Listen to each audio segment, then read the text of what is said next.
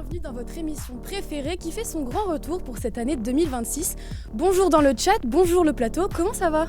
Salut. Les gars, un peu plus d'entrain, allez! Ça va. Super!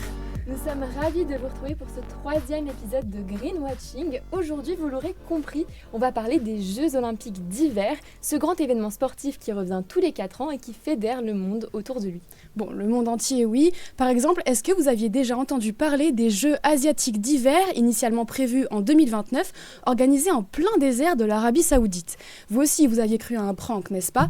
Eh bien non, c'est bien vrai. D'ailleurs, ils ont été reportés compte tenu de la polémique. Mais on n'a pas besoin de vous emmener aussi loin pour vous montrer que ces Jeux ont un impact considérable sur l'environnement, parce que les JO d'hiver de 2026 se passent chez nos voisins italiens, en ce moment même à Milan-Cortina, et les JO 2030 se passeront dans les Alpes françaises jusqu'à la Côte d'Azur. Tiens Nina, regarde ce que je t'ai ramené. Merci, en quel honneur? Et la France a gagné 8 médailles à Milan-Cortina cette semaine. J'espère que la tienne va pas se casser. Ah, super! Bon, c'est pas grave. Vous, dans le chat et même en plateau, est-ce que vous avez déjà regardé les compétitions cette année, la cérémonie d'ouverture? Moi, j'avoue que j'ai pas eu le temps. Non, beaucoup trop de travail. Et toi, Père? J'ai suivi un petit peu le patinage quand même. Ok. Moi, j'avoue que j'ai pas trop suivi, j'étais trop occupée à vous concocter cette émission. Mais la médaille que j'aurais préféré voir être décernée à la France, ça aurait été celle de Jeux Olympiques plus sobres et dans le respect de nos chères montagnes. Malheureusement, ça, c'est pas encore gagné, car forcément, qui dit JO d'hiver dit déplacement en avion, aménagement d'infrastructures, sites de compétition, neige artificielle, patinage artistique, ski alpin. Attends. Reste un peu positive. Ce grand événement a aussi du positif. On a gagné des médailles et on se penchera aussi sur les solutions pour des jeux plus verts. Il y a notamment le trail, le gravel ou encore le freeride qui sont en discussion pour devenir des sports aux JO d'hiver. Tu connais le sport? Vous connaissez, vous? Moi, ça me dit rien. Aucune Vous idée. non plus? Non. Bon, en tout cas, nos chroniqueurs sont justement ici pour vous répondre. Donc soyez vifs dans le chat. On veut voir plein de petits greenwatchers à l'affût parce qu'on s'est investi pour vous fournir de l'information de qualité. Nous aurons aussi Philippe Sioufi, membre de l'association Mountain Wilderness, qui viendra nous rejoindre un peu plus tard. Et pour vous, Léna et Isabella sont même parties jusqu'à Milan pour le duplex. Elles ont choisi le train. Comment s'est passé le trajet, les touristes? Écoute, un peu de respect pour les touristes. On a quand même fait 6 heures de train pour être ici et ramener Greenwatching au JO d'hiver de Milan-Cortina 2026. Donc là, c'était 13 kilos de CO2 consommés pour le trajet chacune avec Léna, alors qu'un avion, ça aurait été 173 kilos de CO2. Donc ça, c'est des belles économies. En tout cas, ici, l'esprit est festif. Il y a même une piste de ski urbaine derrière moi, vous pouvez la voir. Et c'est sponsorisé par Eni, le géant du pétrole italien. C'est un peu l'équivalent de Total Energy en France. Et vous l'aurez bien compris, ce sponsor ne plaît pas à tout le monde. Et les JO d'hiver de cette année, en général, ne plaisent pas à tout le monde. Et on a rencontré avec Léna 2 militantes anti-JO. Et restez connectés pour voir ce qu'elles nous ont dit. Bon, on vous laisse profiter et on les retrouvera un peu plus tard. Les gars, est-ce que vous saviez qu'un document présentait les conditions à respecter pour que des Jeux Olympiques et Paralympiques d'hiver soient compatibles avec le respect des limites planétaires et qu'il avait été signé par plusieurs ONG et sportifs en 2023 ? Oui, j'ai vu ça. En effet, la France accueillera en 2030 les Jeux Olympiques et Paralympiques d'hiver répartis dans les Alpes françaises. Un événement qui promet des millions de spectateurs et des milliards d'euros d'investissement. Une équation redoutable. Comment organiser des Jeux d'hiver à l'heure du dérèglement climatique? Quelles règles? Quelles limites? Lénaïque et Naomi, vous avez peut-être une solution? Oui, peut-être. Et du coup, pour vous expliquer, avec Lénaïque, on vous propose un petit jeu. Imagine un peu, tu es nommé à la tête d'un comité d'organisation olympique, un État ou une collectivité locale. La France vient d'être choisie comme prochaine terre d'accueil de l'un des plus gros événements sportifs mondiaux, à savoir les Jeux Olympiques et Paralympiques d'hiver 2030. Avec ton équipe, tu es donc chargé de l'organisation. Et franchement, c'est la folie, mais détail important, on est en 2026 et le climat, lui, il fait pas la fête. Comme tu regardes Greenwatching assidûment, tu n'es pas sans savoir qu'on est dans un contexte de changement climatique majeur. Neige de plus en plus rare, stations en tension, artificialisation des sols, transport ultra carboné, organiser des JO d'hiver en pleine crise climatique, c'est pas juste une question d'image, c'est une question de cohérence. Et c'est pourquoi, avec ton équipe, vous décidez que ces jeux seront présentés au monde comme durables, sobres et avec un héritage positif pour vos territoires. C'est une promesse qui semble cocher toutes les cases, rassurer les financeurs et répondre aux attentes d'un public en quête de solutions plus vertes. C'est une très belle ambition, oui, mais attention parce que maintenant il faut prévoir l'accueil du public, les infrastructures, les financements, etc. Et pour faire ça tout en respectant les ambitions et en allant au-delà du greenwashing, c'est un peu le casse-tête. Attends, mais Naomi, comment est-ce qu'on pourrait faire ça? Pas de panique. Pour mener à bien ce projet, vous pouvez vous appuyer sur un tutoriel. Un tutoriel? Oui, un tuto, une sorte de mode d'emploi. En gros, il y a 4 grandes étapes à respecter pour organiser des JO d'hiver compatibles avec les limites planétaires. Première étape, c'est d'adapter le cadre et la gouvernance, donc c'est-à-dire entre autres intégrer les évolutions du climat dans la conception de l'événement, ou encore organiser des consultations citoyennes. Ensuite, il faut garantir une sobriété dans les aménagements et infrastructures en utilisant majoritairement de la neige naturelle, des bâtiments 100% existants et garantir la préservation des sites naturels par exemple. Troisième point, un recours minimal au transport aérien et à la voiture individuelle. Et finalement, quatrième étape, une gestion plus éthique et durable des consommables, c'est-à-dire supprimer les objets à usage unique et les goodies et être attentif aux partenaires et sponsors. Bon, fin du jeu de rôle parce que ce tutoriel est bien réel. En 2023, une trentaine d'ONG, des scientifiques, des spécialistes du climat, des athlètes produisent ensemble une liste de conditions environnementales pour les JO d'hiver 2030. En 17 points très précis, ils décrivent les conditions que doivent remplir ces jeux pour être compatibles avec le respect des limites planétaires et bénéfiques pour les territoires. On a rencontré Antoine Pin, qui est président de Protect Our Winters France, l'une des ONG signataires. Il étaye la démarche de ces conditions et leurs objectifs. On promeut un projet d'événement qui est sobre, durable et héritage positif. Ça a des conséquences. C'est pas juste du vocabulaire qui étaye pour faire de la poésie. C'est censé être des lignes directrices techniques pour lesquelles il s'avère qu'en France, en plus, on a de l'expertise.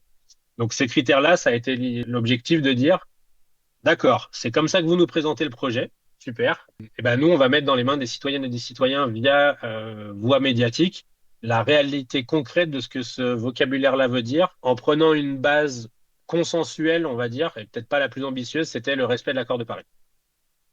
Effectivement, une réalité. Les prochains Jeux d'hiver se veulent irréprochables. Le gouvernement promet un objectif clair, livrer un événement exemplaire en phase avec les réalités locales et la planification écologique nationale. Un beau programme de JO vert fluo. Alors la question désormais, respecteront-ils les fameuses conditions environnementales ? Antoine étant l'un des porte-parole de ce document auprès des instances politiques.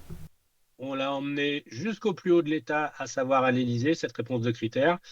Elle a été reçue à tel point que pour certaines entités régionales, la réponse qui leur a paru être la plus efficace, c'était de menacer les gens qui avaient signé ces choses-là, de couper des financements, parce qu'a priori, ils ne sont pas d'accord avec ces critères-là, alors même que c'est eux qui promeuvent un projet de durabilité, de sobriété, d'héritage positif.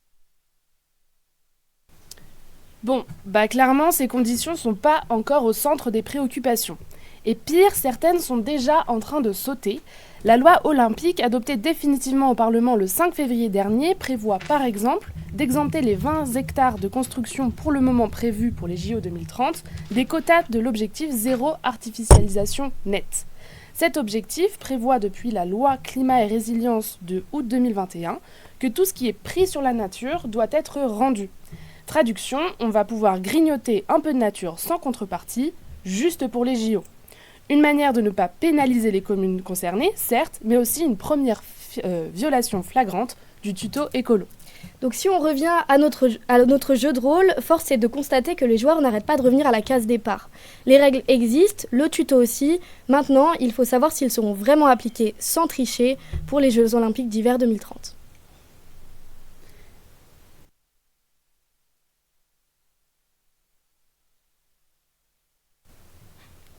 Alors avant de continuer, on a dans le chat, il est flippant, le mannequin derrière, qui a eu l'idée? J'en ai aucune idée, je me demande bien. Ça doit être notre chef déco. Voilà, exactement. En tout cas, la suite de l'émission nous le dira, notamment sur la question des consultations citoyennes que présenteront Anatole puis Lilou en plateau, ou celle des sponsors dont nous parlera Perle tout à l'heure. Merci à vous, Lénaïque et Naomi. De rien. Merci à toi. Retournons maintenant au cœur des JO de Milan, particulièrement controversé cette année. Le collectif Off Topic est à l'origine de nombreuses manifestations anti-JO. Parmi leurs actions, ils ont également produit un documentaire qui montre l'envers du décor.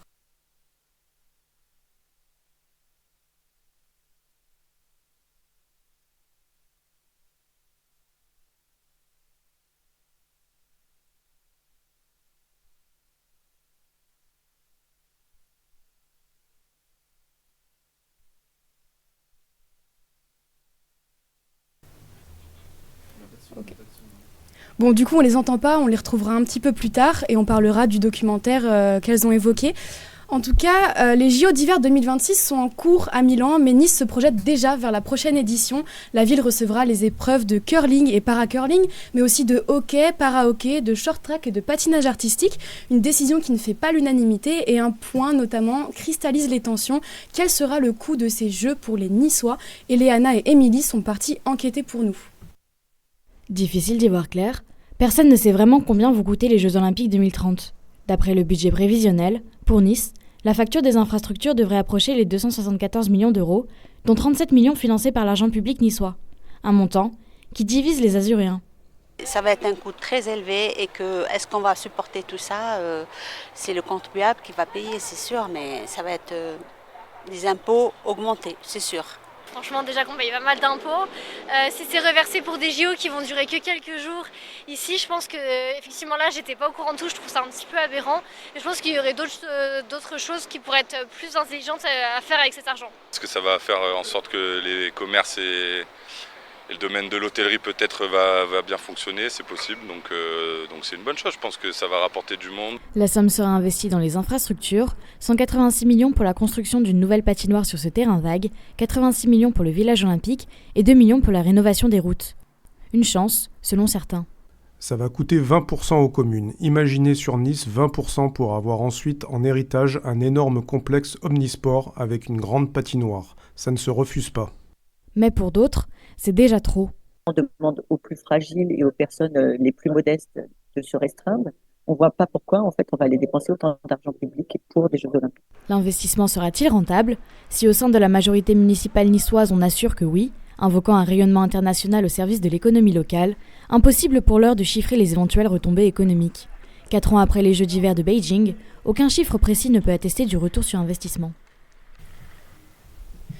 Pendant le reportage, du beau monde nous a rejoint. Bonjour Philippe Sioufi, on est ravis de vous accueillir.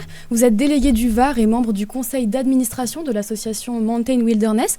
Vous œuvrez pour la cohabitation entre une montagne sauvage et une montagne à vivre, c'est votre devise. Merci d'avoir répondu présent à notre invitation.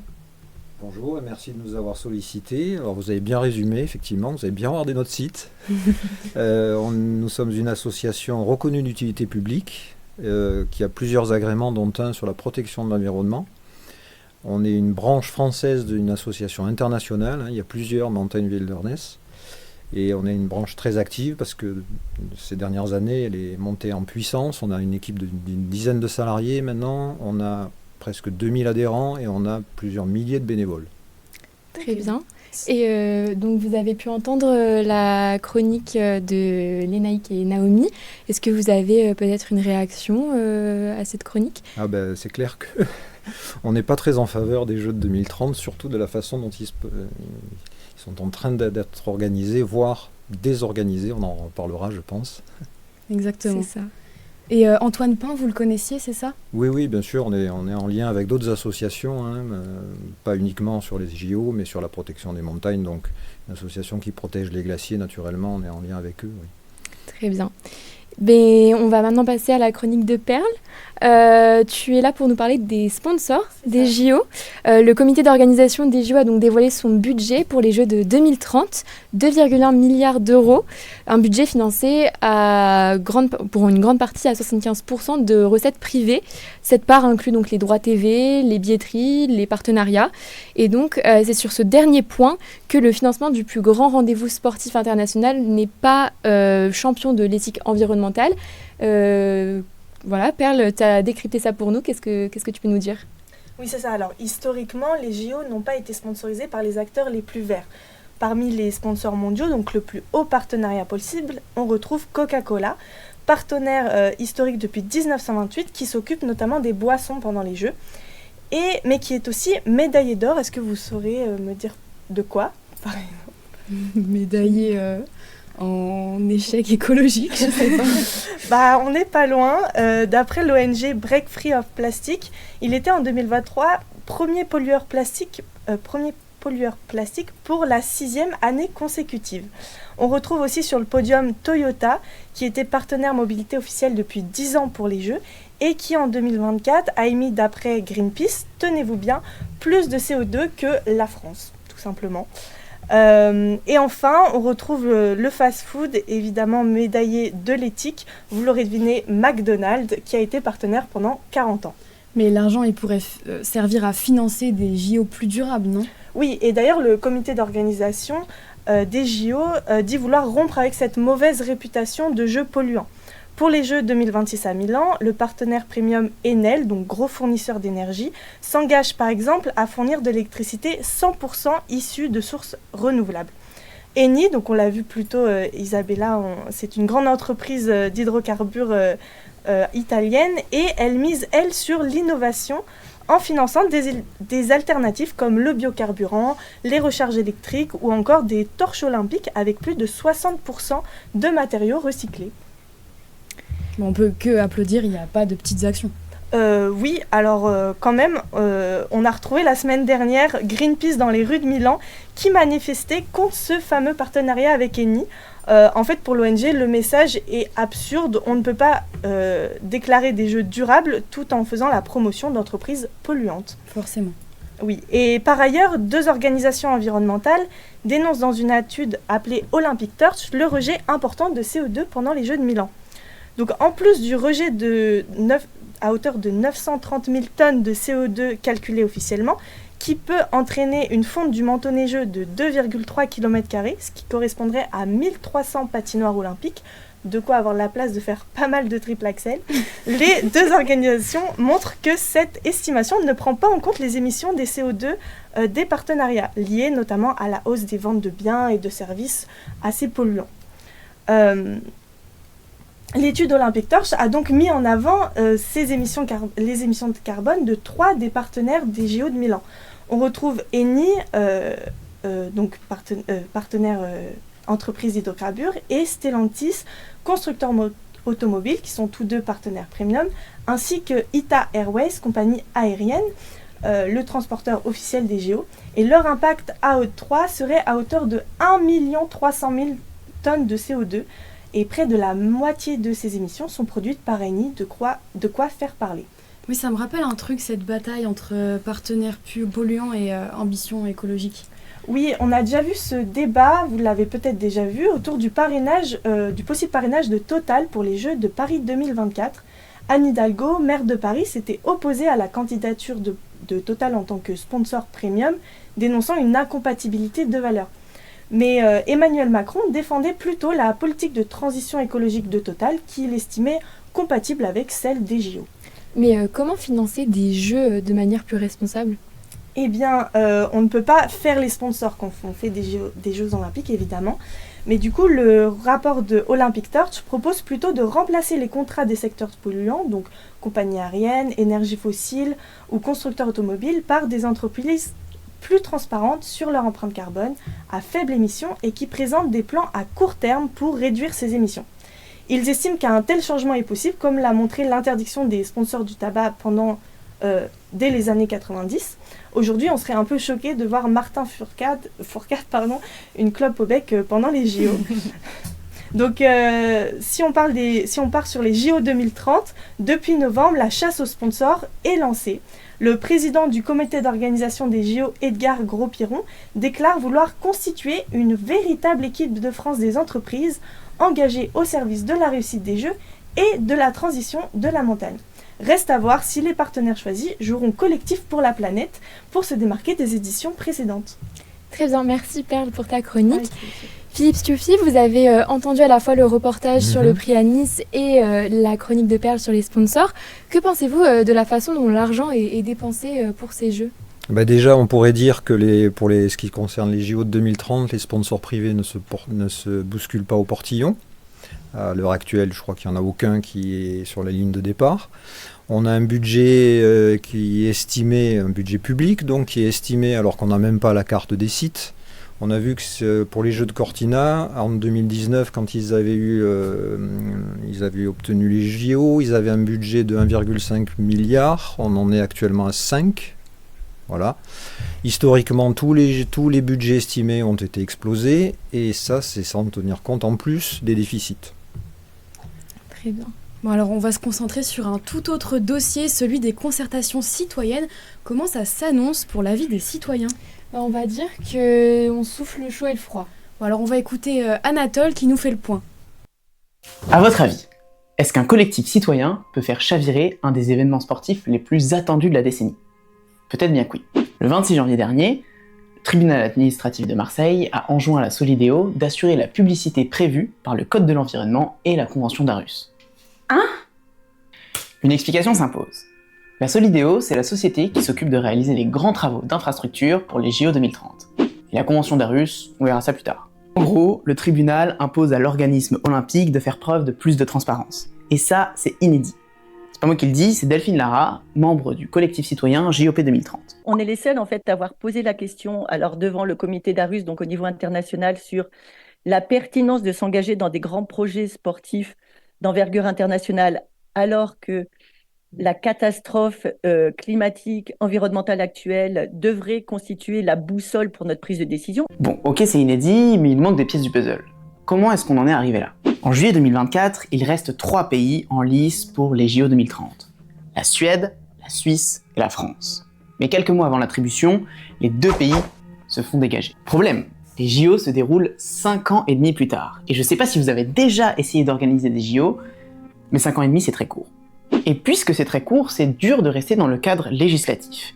Et oui, en France, on a des lois comme le Code de l'environnement ou le Code de l'urbanisme qui empêchent que, par exemple, une patinoire olympique pouvant accueillir plus de 13 000 personnes soit construite à Nice sans que les citoyens en soient préalablement informés. Mais si c'est pas possible dans le cadre légal, on reporte et on s'adapte? Non. On fait plutôt un projet de loi spéciale qui exempte les bâtiments de respecter le Code de l'urbanisme. Et la consultation citoyenne dans tout ça? Eh bien là aussi, la Solideo n'a pas vraiment la médaille d'or. Parce que selon le tribunal administratif de Marseille, elle ne respecte pas vraiment la Convention d'Aarhus. Vous n'en avez jamais entendu parler? Écoutez bien, ça vous concerne. La Convention d'Aarhus et notre charte de l'environnement, c'est le résultat en fait de COP, des différentes COP et de l'évolution du droit de l'environnement qui dit les populations sont extrêmement affectées à la fois par le dérèglement climatique, à la fois par des grands projets. À partir du moment où ils subissent des externalités négatives, ils ont le droit de pouvoir décider sur leur territoire. Et est-ce que ce fut le cas pour les JO 2030? Eh bien, pas vraiment. Lorsqu'on les interroge, la Solideo indique qu'ils ont effectivement mené des réunions publiques. Seulement, Lilou vient de nous le dire, d'un point de vue de concertation citoyenne, ces réunions étaient quelque peu limitées. Cette réunion n'est pas publique, elle est uniquement à destination des habitants. Les médias ont interdiction de filmer. Seuls les habitants auront le droit de poser des questions. Pour poser des questions, ils devront d'abord décliner leur identité. Aucune question ne sera posée sur l'intégralité du projet de JOP 2030. En bref, les citoyens ont été informés et non consultés, et ce, uniquement sur des projets spécifiques visant leur territoire et pas sur les JO dans leur globalité. Et c'est de là que naît l'action en justice dont on parlait tout à l'heure. En l'état, cette décision force donc la Solideo à saisir la CNDP, c'est-à-dire la Commission nationale du débat public, pour permettre aux citoyens concernés d'exercer leur droit à l'information, mais surtout à la décision. Dans un récent communiqué, la Solideo a contesté la décision du tribunal administratif de Marseille et a saisi la Cour de cassation. Le débat reste donc à suivre. JOP Alpes 2030, pas sûr. Bon, je vois qu'on a 23 viewers. Faites exploser les stats, c'est pas assez à mon goût. Philippe Sioffi, avant de continuer avec la chronique de Lilou, je crois que vous vouliez réagir sur un point. Oui, bien sûr, parce que nous sommes signataires d'un recours au niveau du CIO à Genève pour cet non-respect de la Convention d'Aarhus. On attend le résultat qui devrait intervenir, si je ne me trompe pas, aux alentours du mois d'avril. Je crois que le CIO doit répondre si la France doit faire une consultation citoyenne aux alentours du 24 avril, je crois. Et la question était intéressante, est-ce que des JO peuvent être annulés alors qu'ils ont déjà été attribués? Ben oui, historiquement, il y a un exemple. Les JO de 1976 avaient été initialement attribués à la ville de Denver, dans le Colorado. Okay. Sauf que, en fait, quand ils ont commencé à vouloir les organiser, ils se sont aperçus qu'ils n'avaient pas vraiment les infrastructures, ils n'avaient pas des pistes suffisamment adaptées aux compétitions, et surtout, ils avaient un problème d'infrastructure, de transport pour acheminer tout ça. Les tracés qu'ils ont commencé à faire passaient chez des propriétaires privés. Des collectifs citoyens se sont montés en disant « bah non, on est désolé, on n'est pas trop d'accord », et du coup, la ville a fait marche en arrière et du coup, ils n'ont pas eu lieu à Denver et ils n'ont d'ailleurs jamais eu lieu à Denver. Ok, ça c'est intéressant. Ça, vous voulez réagir? Ah non, franchement, j'avais jamais entendu parler, perso. Ok, maintenant qu'on a saisi l'enjeu, il est temps pour Lilou de venir nous présenter le bulletin météo. Alors c'est une météo un peu spéciale, vous allez voir. Un peu spéciale? Oui, c'est la météo des concertations publiques. Plus il fait froid, moins il y en a. Et notre présentatrice météo, Lilou, va vous expliquer pourquoi. Eh bien, bonjour à toutes et à tous. Très heureux de vous retrouver pour cette météo des concertations publiques, on peut le dire déconcertante. Dis-nous tout, Lilou. Qu'est-ce qui s'annonce? Est-ce qu'il y aura un grand soleil comme ici à Cannes? Eh bien non, un grand froid se fait ressentir des Alpes jusqu'au pays niçois.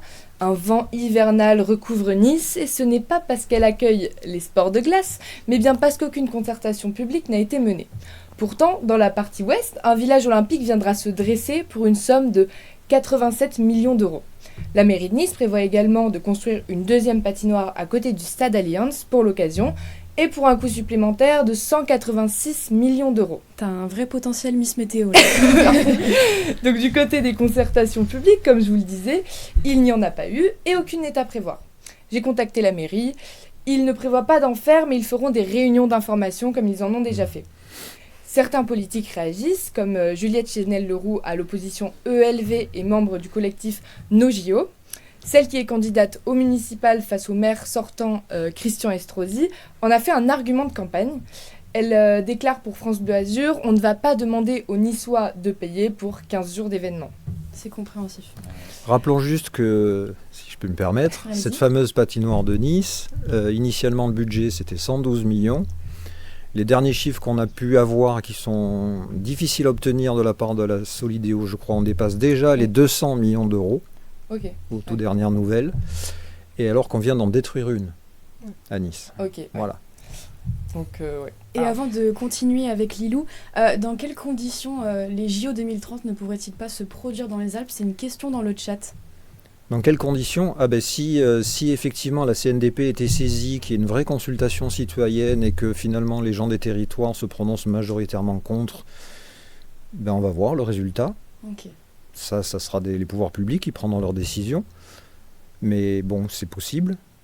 Et puis surtout, vu l'organisation actuelle, les JO attribués en 2034 à Salt Lake City sont déjà prêts. Ok, d'accord. Et ils vont utiliser 100% d'infrastructures existantes, parce qu'ils ont déjà eu lieu. D'accord. Ils ont déjà la carte des sites.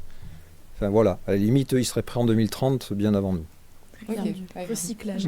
Repartons sur le bulletin météo. Allez, Lilou, on t'écoute. On continue cette super météo. Donc maintenant, on va remonter un peu sur la partie Alpes, où trois autres villages olympiques sont à prévoir à partir de 2027. Dans les Alpes du Sud, à Briançon, la température frôle les 0 degrés. Du côté des constructions, le deuxième village olympique devrait prendre place au cœur de l'ancien fort militaire des Têtes. Dirigé par Solidéo, le constructeur des Jeux olympiques, des investisseurs privés devraient réhabiliter le fort. Il est aussi prévu de construire un ascenseur valéen. Un ascenseur valéen, en gros, c'est un téléphérique qui partira de la ville jusqu'au fort. Le maire Arnaud Muglia déclare « C'est une opportunité, une des plus belles que notre ville ait connue ces 10 dernières années. Une opportunité qui coûtera quand même 297 millions d'euros. » Donc du côté des concertations, tout le monde grelotte. Le média reporter voulait organiser une conférence à côté de Briançon nommée « Les Jeux ne sont pas faits ». Mais le maire, je cite, « dans une colère noire, a décidé de ne plus louer la salle prévue à cet effet. » La conférence a eu finalement lieu dans un autre village de la vallée du Briançonnais, au Puy-Saint-Velay. La maire, Estelle Arnaud, amène un peu de chaleur. Elle décrète, par souci de liberté démocratique, les habitants du territoire ont le droit d'être informés sur un sujet qui devrait être débattu. Et d'ailleurs, on tient à souligner de belles infographies. Et près de chez moi, à Beauzelle, je ne sais pas si tu sais, mais elle est comment la température? J'ai commencé par les infrastructures. Donc un téléphérique doit rallier Beauzelle à Courchevel. Et à son pied, un grand parking de 600 places devrait être construit. S'ajoute la rénovation de la salle polyvalente et la construction de logements, d'équipements publics et d'une résidence de tourisme pour le coût total de 212 millions d'euros. Le 11 avril 2024 se tient une réunion publique organisée par le collectif La Tarentaise Citoyenne et NoJO 73. Les habitants sont inquiets.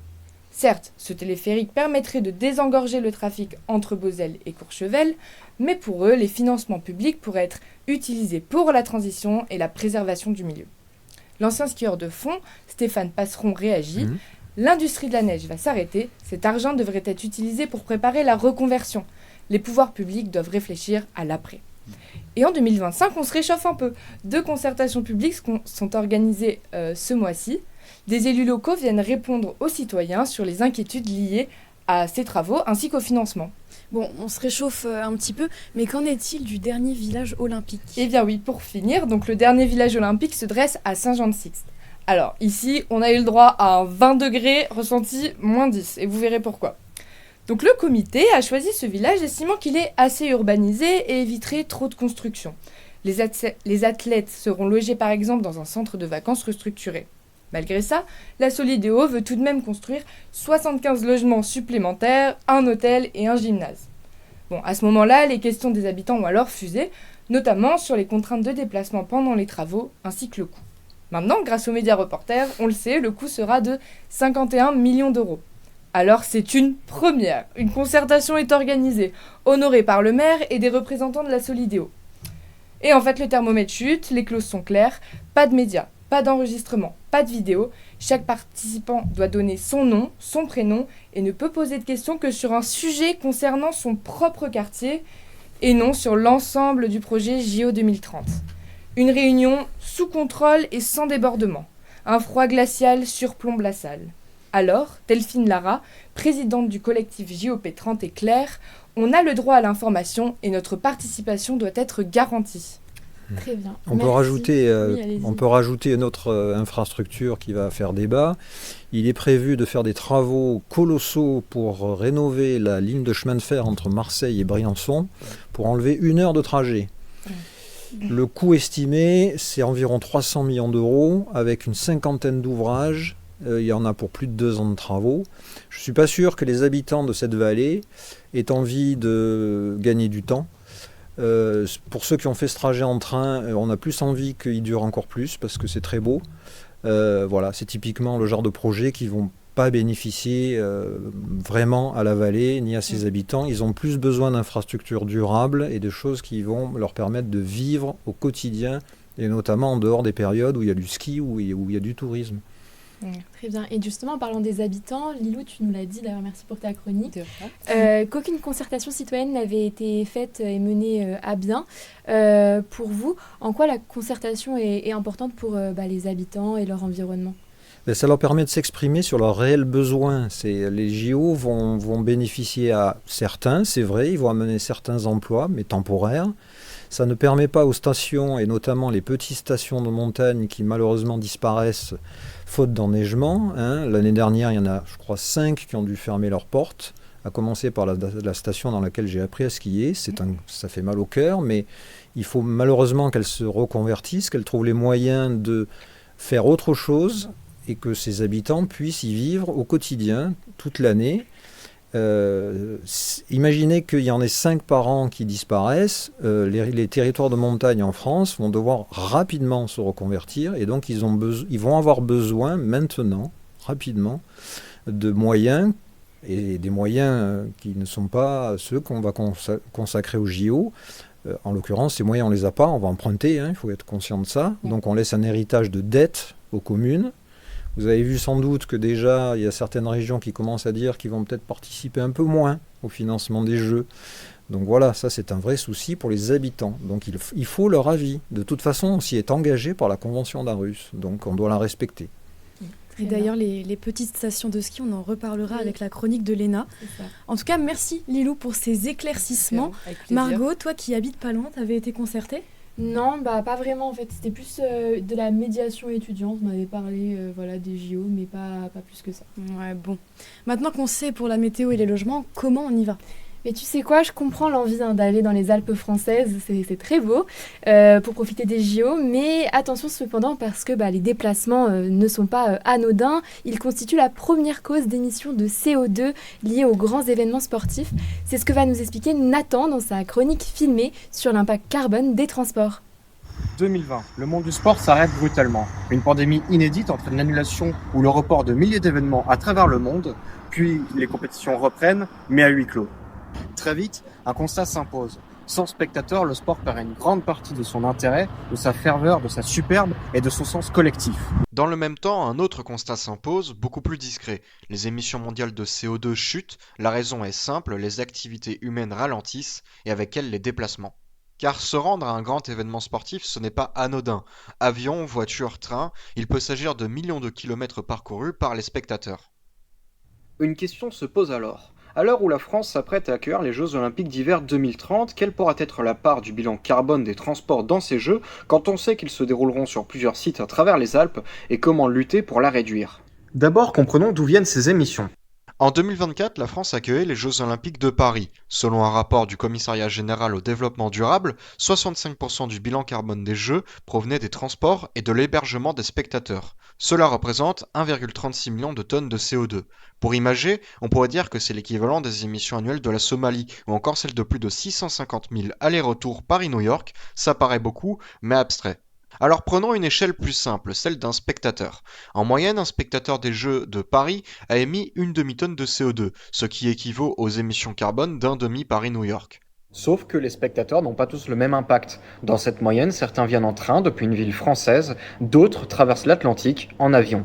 Selon le ministère de la Transition écologique, les spectateurs français ne représentaient que 8% des émissions liées au déplacement, un impact 6 à 7 fois plus faible que celui des spectateurs européens et jusqu'à 70 fois plus faible que celui des visiteurs venus des États-Unis. Sauf que les spectateurs n'en auront pas fini de se déplacer une fois arrivés sur place, car de quelle place parle-t-on exactement ? Ces Jeux auront lieu sur 4 pôles différents, répartis dans 4 départements le long des Alpes françaises, avec 5 villages olympiques. Imaginons par exemple que l'on souhaite rejoindre le village olympique de Beauzelle, en Savoie, depuis le site de Saint-Jean-de-Sixte, en Haute-Savoie. Comparons les deux mobilités disponibles aujourd'hui. D'abord, les transports en commun. Il n'existe aucune ligne de train directe entre ces deux futurs villages olympiques. En revanche, il est possible d'alterner bus et train pour rejoindre la destination. Le trajet dure 3h15, sans compter les correspondances qui allongent alors le trajet de 1 à 2 heures. Le prix est d'environ 13 à 16 euros pour un bilan carbone estimé autour de 6 kg de CO2. En voiture, comptez un trajet 3 fois plus court, environ 1h30, pour un coût comparable, mais avec un bilan carbone près de 3 fois supérieur. Sans aménagement spécifique, sans politique de tarifs préférentiels et sans mise en place de navettes optimisées pour réduire les temps d'attente entre chaque correspondance, la voiture risque de devenir le moyen de transport privilégié des spectateurs une fois arrivés sur place. Philippe Siophy, on vient de voir que 65% du bilan carbone des JO de Paris 2024 provenait des transports et de l'hébergement des spectateurs. Que pensez-vous de ce chiffre dont nous a parlé Nathan ? En fait, si vous regardez bien, les JO de Paris, ils étaient extrêmement centralisés. Donc vous imaginez bien que déjà les Jeux de Cortina, c'est beaucoup plus, forcément. Déjà, ça a été estimé à la base beaucoup plus, et on verra au final. Il y a 3 heures de route entre Cortina et Milan. On transpose les JO dans les Alpes en 2030, de Nice à la Haute-Savoie. Vous imaginez les va-et-vient qu'il va y avoir de transport, de déplacement de journalistes. Voilà, c'est des sommes, c'est des montants qui sont énormes. Très bien. Je vois qu'on a quelques réactions dans le chat. Gréolière, c'est renommé d'ailleurs, non, oui, effectivement, Gréolière Les Neiges, c'est plus Gréolière Les Neiges. Je ne sais pas si vous avez des réactions là-dessus. Les Neiges, j'aimerais bien y aller déjà. C'est sûr, mais c'est juste là derrière. On est, voilà, une idée pour les vacances, c'est cool. Voilà, et je vois Émilie qui nous demande, tu veux dire quoi par médiation étudiante ? En fait, c'était dans mon lycée, on est venu nous en parler parce que j'habite en Savoie et donc à côté des stations, et donc voilà, juste discuter de ce que voulaient dire les JO de 2030. D'ailleurs, si je puis me permettre, il y a notre présidente Fiona Mill qui a écrit un livre qui s'appelle « Réinventons la montagne » et qui fait beaucoup d'interventions dans tous les massifs et notamment dans les lycées ou dans des librairies. Voilà, donc je vous invite, sur le site vous avez le programme de ces déplacements et ça vous permet d'en savoir beaucoup plus sur nos points de vue et justement pour les jeunes en particulier. Ça marche. Pourquoi pas dans le chat que ce soit votre prochain lire à livre et qui s'ajoute à votre pile. Bon, retournons maintenant au cœur des JO de Milan. Normalement, on a retrouvé notre duplex. Particulièrement controversé ces Jeux de Milan, le collectif italien Off Topic a parlé à Isabella Elena. Il est à l'origine donc de manifestations anti-JO. Parmi leurs actions, ils ont également produit un documentaire qui montre l'envers du décor. Les filles, cette fois-ci, est-ce que c'est bon ? Alors oui, normalement, on a réglé notre petit problème technique. Alors le documentaire s'appelle Il Grande Gioco, le grand jeu. Et cette semaine, il est projeté tous les jours ici à Milan, mais aussi dans d'autres villes en Italie. J'ai pu échanger avec l'une des réalisatrices de ce documentaire, Federica, et aussi avec la voix narratrice du long métrage, Angeles. Elles vont nous en dire un peu plus sur ce projet. Bonjour Federica, bonjour Angeles. Est-ce que vous pouvez nous en dire un peu plus sur ce projet, sur ce documentaire? Potete parlarci un attimo un po' di più di questo documentario? Che cos'è? Sì, allora Il Grande Gioco è un film collettivo che nasce da un'esigenza ben precisa, ovvero quello di decostruire la narrazione che si sente sempre delle Olimpiadi di Milano Cortina. Donc c'est un film qui naît d'une nécessité bien précise de déconstruire cette narration autour des JO d'hiver de Milan-Cortina. Le Olimpiadi di Milano Cortina ci sono state raccontate come un evento, come le Olimpiadi più sostenibili di sempre, a impatto zero e come un evento sportivo, quando i dati ci confermano che non è così. Donc ces JO d'hiver, ils ont été vendus comme les JO les plus durables avec un impact zéro, les JO les plus durables de l'histoire, mais dans la réalité ce n'est pas le cas. Le Olimpiadi di Milano Cortina sono più che un evento sportivo, sono proprio un dispositivo che serve per modificare territori con delle logiche che vanno dall'alto verso il basso e in cui le popolazioni realmente coinvolte da questi cambiamenti non vengono considerate. Donc c'est un événement qui ne considère pas vraiment l'opinion des gens qui vont être directement impactés par ces méga structures et ces méga événements. Per cui attraverso questo film noi abbiamo voluto proprio portare quelle che sono le istanze di chi sa che le Olimpiadi non sono quello che ci viene raccontato, proprio per proporre anche dei modelli alternativi. Donc elles ont voulu porter le message de ceux qui ne sont pas concertés pour ces JO d'hiver et montrer leur réalité face à ces JO. Et donc pour ce documentaire, quel est le messaggio che vous voulez porter? Qual è il messaggio di questo documentario? I messaggi sono diversi, sono molteplici, soprattutto dal momento in cui si affronta un mega evento che tocca diversi punti, cioè un evento molto complesso, tocca punti che vanno dal diritto all'abitare, il diritto alla casa, lo sport popolare, il diritto a una montagna libera, quindi i messaggi va a toccare appunto la dimensione ecologica, la dimensione sociale et la dimensione sportiva.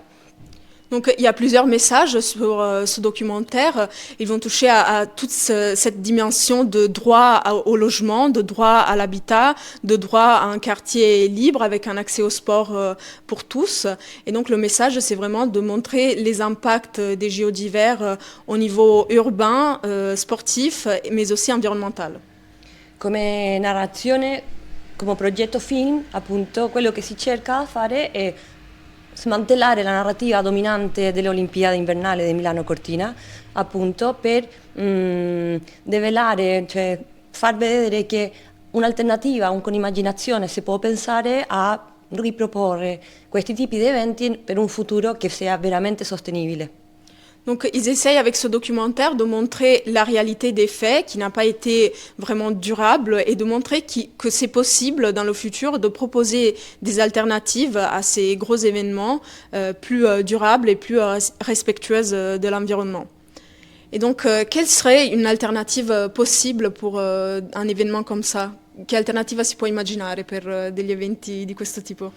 Penso che, senza spoilerare il film, c'è una parte molto bella che parla di immaginare, cioè una delle cose che penso che come collettivo vediamo con molta chiarezza è la mancanza di immaginazione da parte dai politici che invece di ripensare a una vera sostenibilità continuano a perpetuare il classico modello del mega evento profit, profit, profit. Quindi l'alternativa che noi pensiamo è immaginare in modo collettivo un modo diverso di fare sport, dove ci sia veramente un'inclusione dal basso, dalle diverse necessità e bisogni di chi abita la città, la montagna et l'espace sportif. Donc le documentaire montre tout ce côté imaginaire qu'il faut que les classes politiques prennent plus en compte parce qu'il perpétue des logiques qui ont déjà été faites et répétées plusieurs fois pendant plusieurs événements sportifs comme les JO d'hiver ou JO d'été.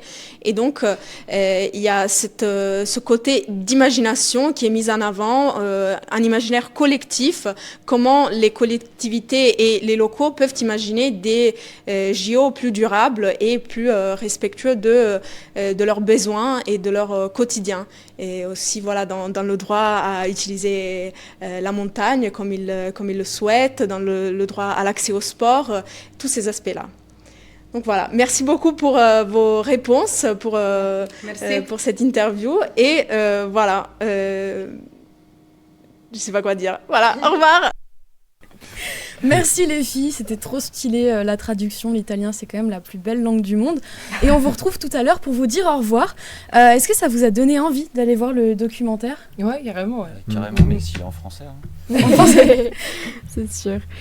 Philippe Soufi, cet événement, vous l'affirmez, est en totale contradiction avec les objectifs de sobriété et la loi ZAN, donc zéro artificialisation nette.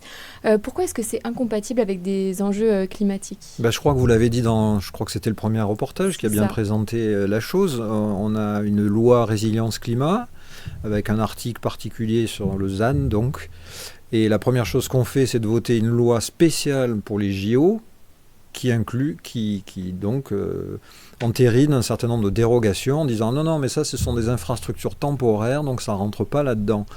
Quand on construit un parking a priori il va rester et on a d'autres infrastructures qui ne seront pas du tout temporaires, donc déjà on est en contradiction avec nos propres lois quelque part, on ne respecte pas nos propres engagements, ça a été dit plusieurs fois, on a été auditionné, on a envoyé un rapport au niveau du Sénat à ce sujet en disant ce que nous pensions. Bon, visiblement, la loi est passée outre.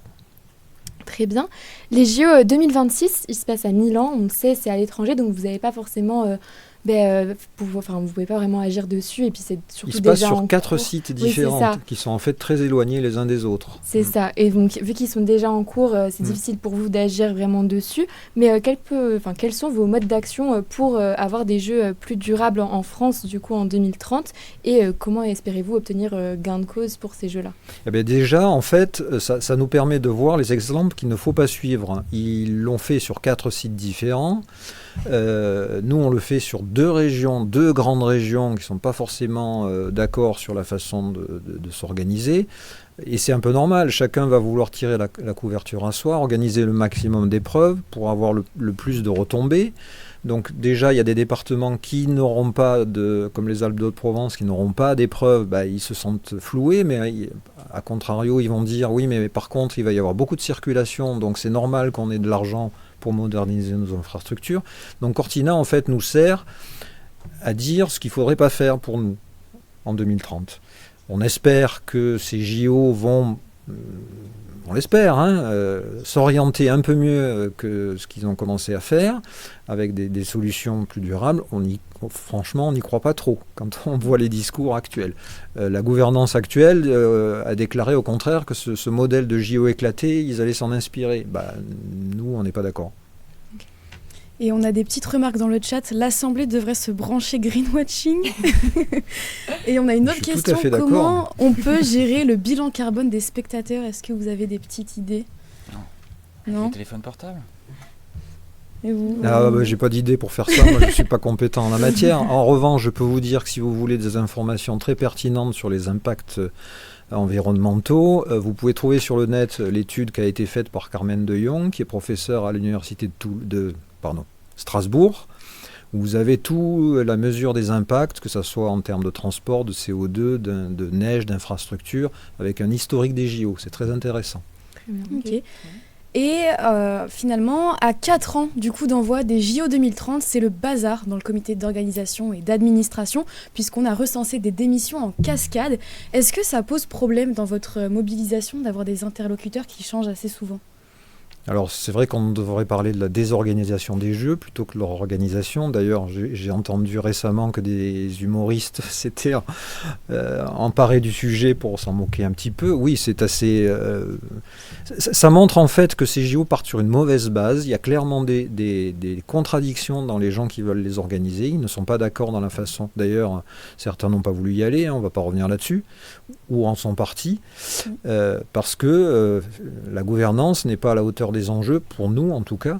Nous, ce qui est important, c'est quelle que soit la gouvernance de ces jeux, en fait, c'est ce qui va se passer au niveau local et les projets qui vont avoir lieu localement. Donc de toute façon, on continuera à défendre notre protection de la montagne, et notamment tous ces projets locaux. Donc on continuera cette défense, quoi. Très bien.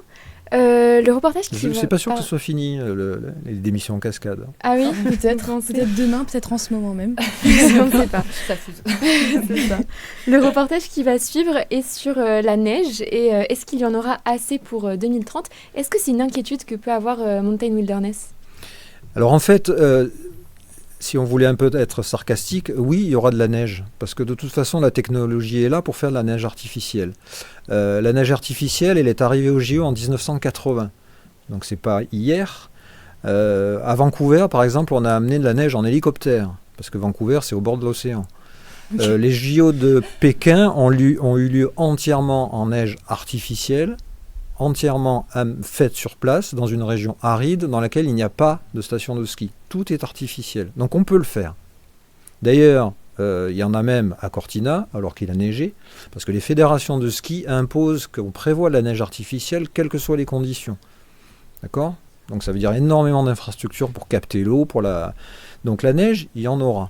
Sauf que, il y a un petit bémol, c'est qu'il faut qu'il fasse suffisamment froid pour la faire. Ici, aujourd'hui, il fait 15 degrés.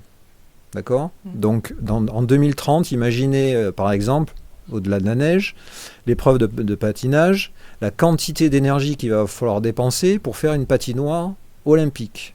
Voilà, ça vous donne une idée.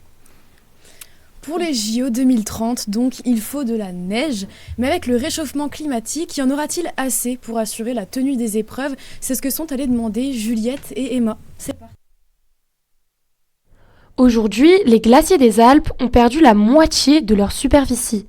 Et si 2030, ça paraît loin, selon les experts, c'est demain.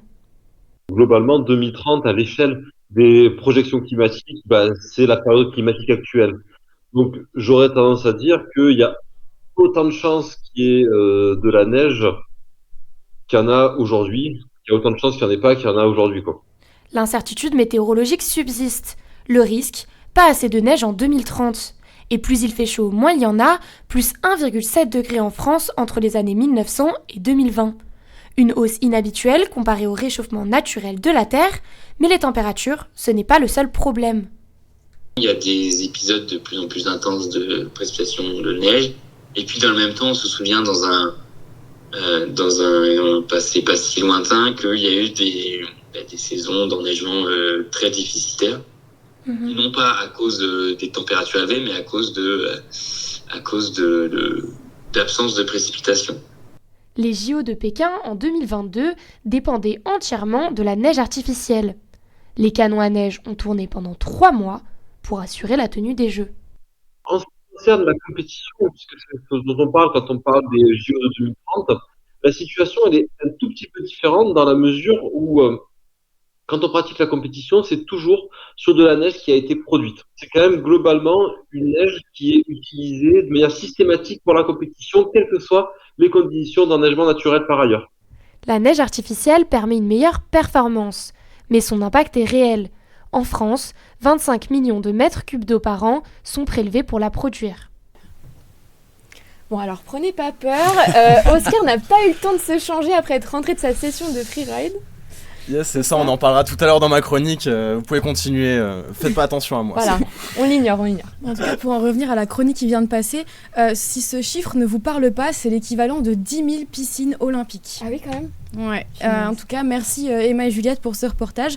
Alors, vous allez vite le constater, mais le chercheur à l'INRAE que vous venez de voir dans ce reportage a visiblement adoré le concept de l'émission et fait une autre apparition dans la chronique de Léna. Voilà. Est-ce que ça te dit quelque chose, l'Alpe du Grand Cerf, Nina, ou même vous en plateau, Oscar, c'est peut-être allé skier là-bas? Ouais, c'est ça. Moi, j'ai le souvenir que j'ai à l'Alpe du Grand Cerf, c'est une sortie scolaire que j'avais fait avec mon école. C'était top. On a fait un peu de ski de fond et tout. Et je pense qu'ils vont l'expliquer, mais c'est un peu compliqué en ce moment. Ouais, c'est ça. Donc c'est à côté de Grenoble. Et là, ils galèrent un peu. Le gouvernement prévoit de financer les JO sur la montagne d'à côté. Léna est allée voir ce qui s'y passe. La station derrière moi a failli vivre sa dernière saison. Je suis à l'Alpe du Grand Cerf, à 1 heure de Grenoble, et faute de financement, ça fait plusieurs années que la station menace de fermer. Pendant ce temps, à quelques kilomètres d'ici, la France finance les JO 2030 d'hiver, censés incarner le futur plus durable de la montagne. C'est bizarre, non? Je vous explique. Cette année, à près de 2100 mètres d'altitude, on peut skier et même faire de la luge sur de la neige naturelle. D'habitude, le manque de neige rend l'utilisation des canons quasi systématique. Ce qui pose problème aux stations de sport d'hiver et qui pose problème depuis qu'elles existent en réalité, c'est la variabilité de l'enneigement, puisque d'une année sur l'autre, il va tomber des quantités différentes de neige à différents endroits, à différents moments.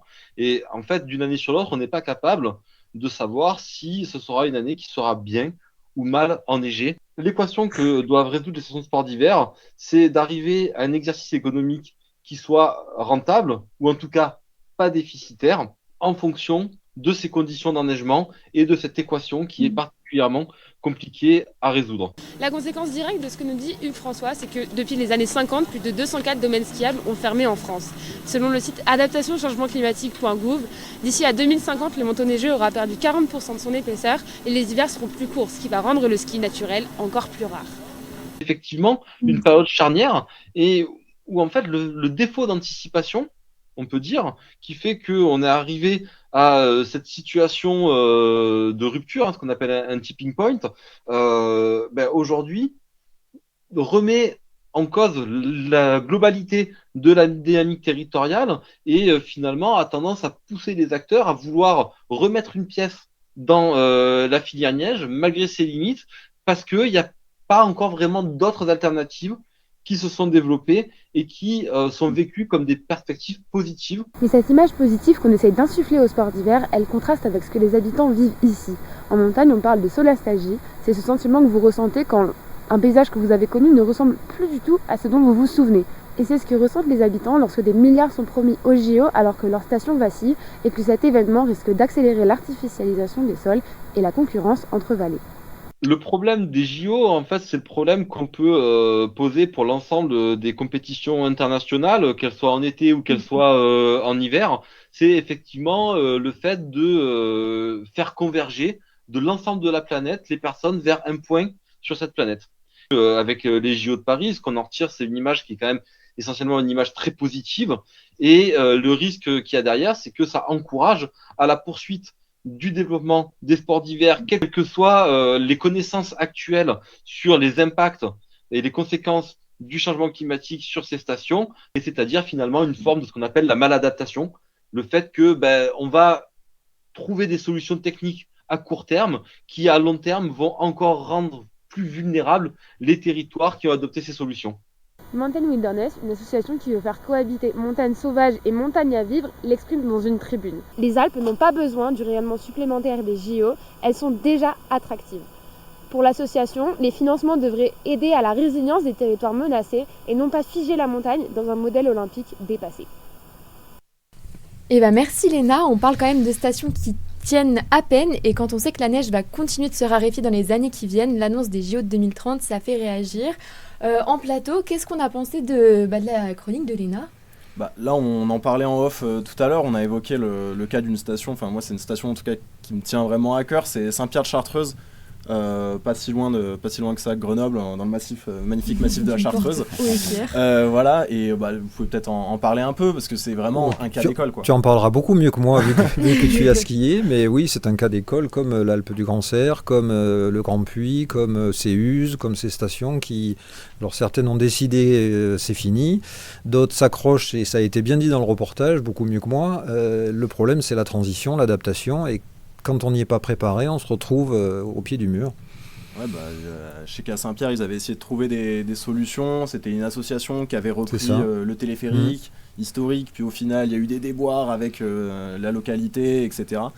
Mais bon, il y a des solutions, quoi. On peut faire du vélo, on peut faire d'autres choses, quoi. C'est ça. Comme elle le dit, c'est des solutions à court terme qui sont cherchées avant tout. Exactement, parce qu'il faut bien comprendre que les coûts de maintenance de ces installations sont énormes. Et il y a des normes à respecter, il y a de l'entretien, voilà. Donc quand ça ouvre 2 semaines par an, alors oui, il va neiger pendant 2 semaines, on va avoir beaucoup de neige, ça va être super. Donc on se dit, ça y est, on peut ouvrir.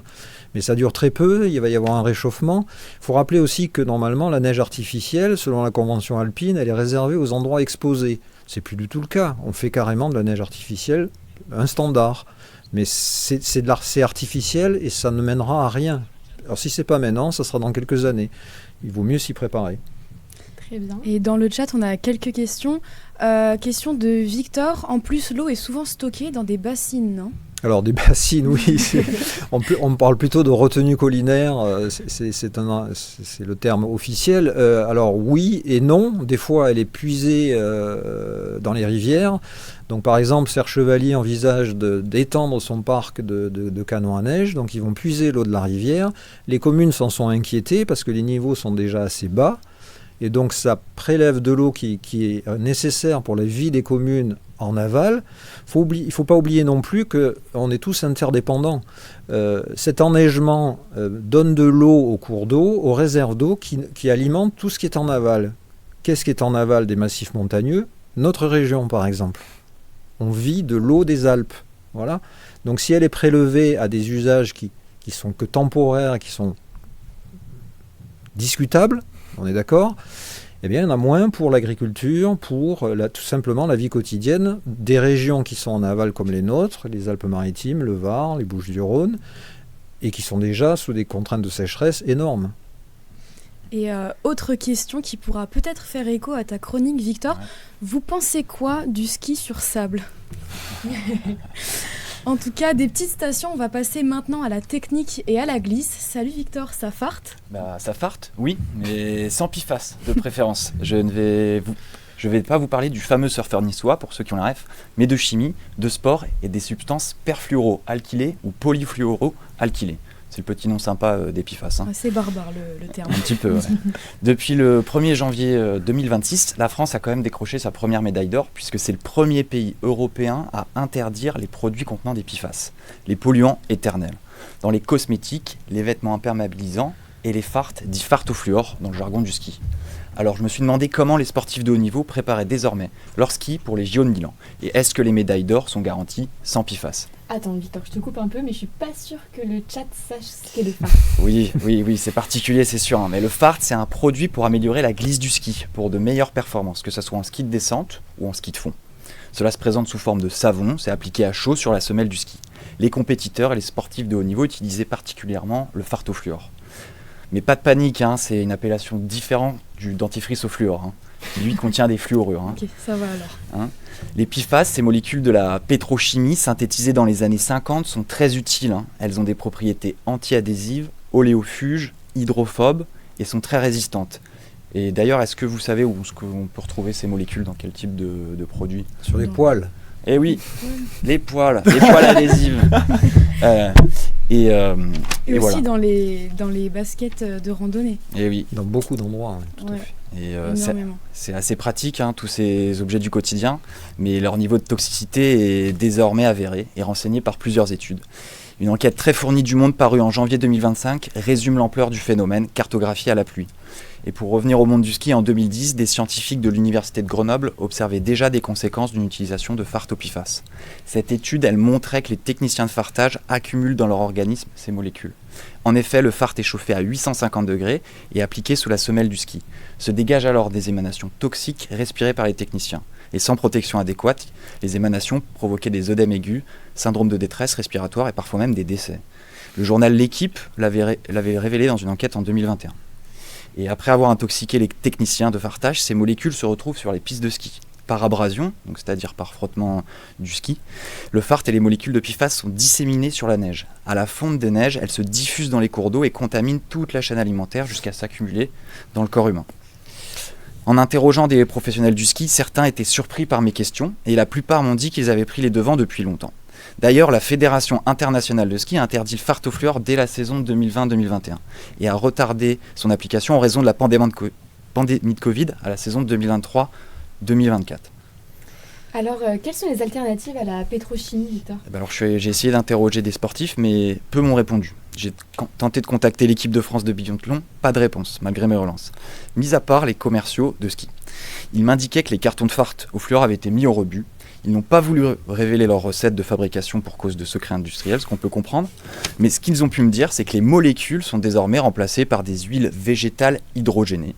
Cela peut être des huiles de tournesol ou des huiles de palme. Un commercial d'une marque de fart m'indiquait qu'il penchait aussi vers des matières à base de céramique et de silicone, sans vouloir m'en dire davantage. À défaut de connaître les secrets d'un fart plus respectueux de l'environnement, l'un d'eux me confiait leur point de vue sur l'interdiction des PFAS. Ils regrettaient qu'on n'aille pas chercher d'autres industries, alors que eux sont une micro-filière par rapport à d'autres grands industriels.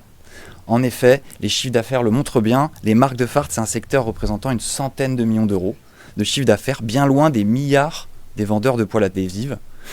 Et les produits de ski restent une micro-filière par rapport à d'autres secteurs. Voilà. Donc en attendant de possibles interdictions de poils anti-adhésifs, on aura plaisir à voir l'équipe de France de biathlon faire le plein de médailles, garanties sans PFAS. Effectivement, il faudrait beaucoup d'or pour décontaminer les milieux naturels. Philippe Soufi, est-ce que vous proposez, vous, des solutions plus sobres ou inclusives pour des jeux accessibles ? Là, on l'a vu avec l'interdiction du phare. Alors déjà, ce qui nous plaît pas non plus, c'est qu'il y a de plus en plus d'épreuves. On est en train d'envisager de nouvelles épreuves au JO, comme le ski alpinisme. On n'est pas vraiment sur cette... c'est pas une bonne idée quelque part, parce que c'est encore des sports qui vont abîmer la montagne avec une surfréquentation. Nous, on préfère effectivement des jeux beaucoup plus sobres avec des infrastructures qui existent déjà, sur des endroits qui ont déjà accueilli les jeux et qui sont équipés. C'est pas tout d'avoir des infrastructures, il faut les entretenir, il faut qu'elles ne soient pas déficitaires dans le temps. La piste de bobsleigh de La Plagne, post-JO 92, elle est déficitaire parce qu'il n'y a pas assez de licenciés qui la pratiquent. Il faut entièrement la mettre aux normes, c'est des investissements colossaux. La bonne nouvelle, c'est qu'il y a récemment une convention a été signée entre différents partenaires dans le monde pour dire que le nombre de sites qui peuvent accueillir les JO est en constante diminution et que donc on devrait se concentrer sur 5 massifs dans le monde, les Rocheuses canadiennes, les Rocheuses américaines, les Alpes françaises et suisses. J'oublie la 5e, bon, c'est pas grave. Mais pour dire que là, il y a de quoi faire des JO corrects avec des infrastructures qui ont déjà servi et arrêter les autres, parce que de toute façon, la plupart ne seront plus utilisables. Mais très bien, d'ailleurs, vous avez très bien fait la transition. On va avoir un reportage sur le bobsleigh dans très peu de temps. Merci à vous d'être venu sur le plateau. Alors je crois qu'on a des petits trucs dans le chat. Ah, bah voilà. Donc pour lui, les prochains JO devraient se passer à Chamonix ou à Albertville. Chamonix. Même dans le micro, je me fais incendier. C'est pas à nous de décider, c'est aux citoyens de ces territoires de donner leur avis. Ce qu'on dit nous, c'est que des jeux éclatés, non, ce n'est pas un bon modèle. Voilà. Donc là, typiquement, on reconstruit une patinoire alors qu'il y a des patinoires olympiques dans d'autres endroits. Je rappelle qu'il y a un tremplin de ski dans le Vercors qui avait été fait pour les JO de 68. À Grenoble, ouais. À Grenoble, voilà. Il y a plein d'infrastructures qui ont été abandonnées. Donc, nous, ce qu'on dit, c'est que ils doivent être faits, ils doivent être plus localisés, et s'ils sont faits, ils doivent être dans des régions qui sont capables de les accueillir sans nécessiter de nouvelles infrastructures, de nouveaux investissements colossaux qui vont être temporaires, généralement. Ramenez-nous les JO à Grenoble, quoi. C'est tout ce qu'on demande. C'est tout ce qu'on demande. En tout cas, petite note d'espoir, parce que des solutions plus sobres, c'est justement dont nous parlera Oscar dans sa chronique un peu plus tard. Philippe Soufi, merci d'avoir répondu présent sur notre plateau. On a été ravis de vous accueillir et que vous répondiez à toutes nos questions. Et maintenant, donc passons au ski, enfin à la luge, enfin au bobsleigh, au royaume des Grimaldi. Voilà, donc quand on pense à Monaco, on imagine les yachts, le Grand Prix, GMK et le soleil de la Méditerranée. Sûrement pas la glace et le froid. Et pourtant, la principauté est l'une des nations historiques du bobsleigh, une véritable passion du prince Albert II. Mais à l'heure où l'on chasse le moindre gaspillage énergétique, est-il vraiment raisonnable de vouloir faire du sport de glace quand on habite sur le rocher ? Evan s'est penché sur le coût écologique de cette tradition princière. Du bobsleigh à Monaco ? Sur le papier, c'est une anomalie. Monaco, c'est un territoire urbain de 2 km² avec une température moyenne annuelle de 16 degrés. Pourtant, la principauté est une nation historique de ce sport. Pourquoi ?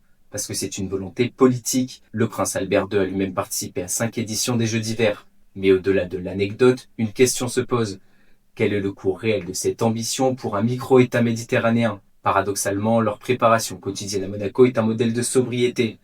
Faute de glace, les athlètes s'entraînent au stade Louis II à la poussée à sec. Le bobsleigh se joue sur l'explosivité du départ. L'équipe pousse donc un chariot sur rail ou roulette, lesté au poids réglementaire.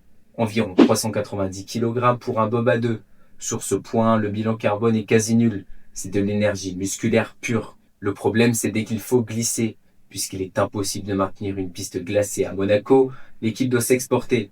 Cela transforme l'équipe nationale en entreprise de logistique avec des rotations incessantes de fourgons vers La Plagne en Savoie ou Saint-Moritz en Suisse.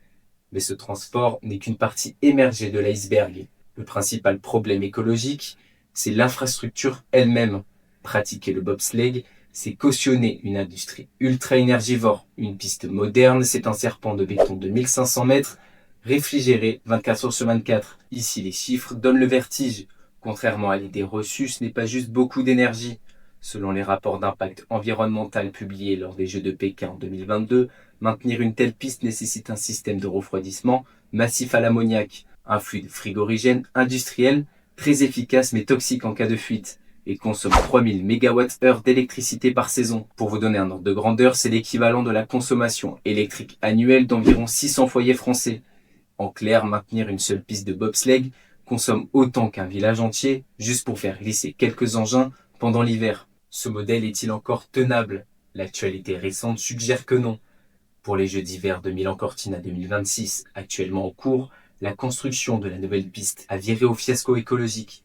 Pour bâtir ce toboggan à 120 millions d'euros, dans la localité de Ronco, il a fallu faire 500 à 600 mélèzes centenaires, un chantier dénoncé par les associations comme un écocide inutile alors que des pistes existaient chez les voisins suisses ou autrichiens. Monaco, en perpétuant cette tradition, valide indirectement ce type de projet destructeur. La contradiction est totale pour le prince Albert II, fervent défenseur des pôles par ailleurs. Mais Monaco n'est pas la seule anomalie du circuit.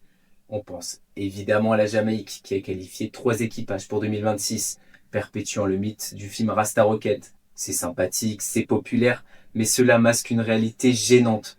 Que ce soit pour une île des Caraïbes ou un rocher méditerranéen, le bobsleigh est devenu le symbole d'un sport d'hiver qui refuse de s'adapter au climat.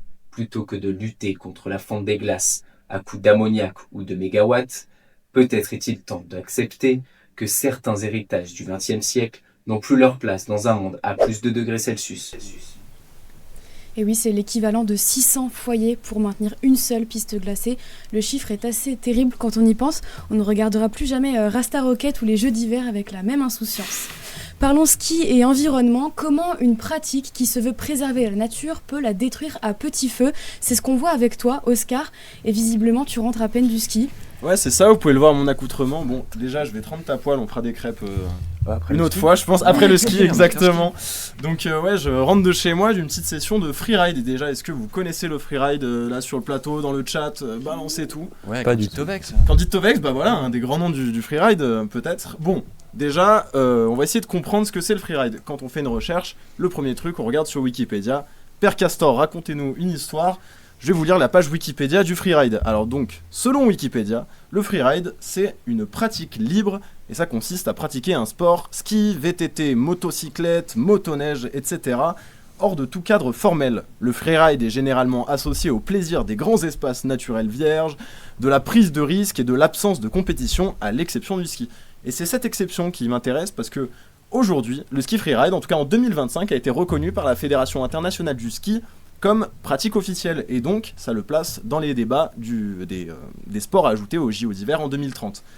Donc, en attendant les JO, dans le monde, la compétition reine du freeride, c'est le Freeride World Tour, le rêve de tous les riders. Créée en 2008, la compétition a été fondée par Nicolas Hale Woods, que vous voyez sûrement à l'écran, suite à un tournage dans un sommet mythique en Suisse, le Bec des Rosses, à Verbier. Voilà, c'est magnifique, vous avez l'occasion de voir un jour, c'est assez beau, et c'est d'ailleurs des plus belles épreuves à chaque fois du Freeride World Tour. Dans cette compétition, 52 athlètes, divisés en 4 catégories, ski, snow, hommes, femmes, et ils accumulent des points sur la descente, la prise de risque, la vitesse, le style et la difficulté de la ligne. Donc, on pourrait dire que le freeride, c'est plutôt écolo-friendly en soi, parce que en fait, on va juste monter une montagne, il n'y a pas de canon à neige, on descend juste en harmonie avec la nature, etc.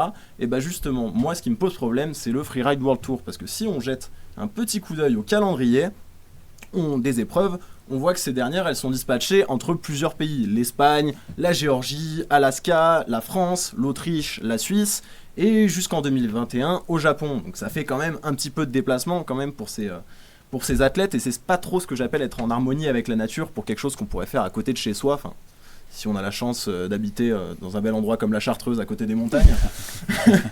Et si on regarde d'ailleurs les chiffres, une compétition annuelle consomme plus de 300 tonnes de CO2, selon une étude menée directement par le Freeride World Tour et Alpina, et ça comprend donc le déplacement des athlètes, le staff, les journalistes et la moitié des riders, mais on n'a pas vraiment le détail par personne, donc c'est quand même une équation à revoir un peu à la hausse. Cela dit, le Freeride World Tour change, et les organisateurs se sont fixés un objectif neutralité carbone d'ici 2028. Alors là, on sort les grands sabots et on peut voir déjà, il y a un bon début. En 2025, ils ont offert des trajets de train gratuits à tous les athlètes. Résultat concret, 45 000 km parcourus en train. 14 tonnes de CO2 économisées et les compétitions n'utilisent pas de neige artificielle. C'est pas rien, mais bon, 14 tonnes par rapport à 300, il y a du mieux. Voilà. Mais le problème est structurel. Si on est compétiteur de haut niveau, on a besoin de sponsors. Le sponsorship, ça vient de la visibilité, des événements mondiaux, des voyages constants, être présent de partout. Et c'est un problème qu'a bien compris ce gars. Je sais pas si on le voit, mais c'est William Cochet. Bon, vous allez le voir, il est beau, vous inquiétez pas. Apparaître. Alors, William Cochet, il est freerider magnifique, on le voit ici. Il est beau. Hein.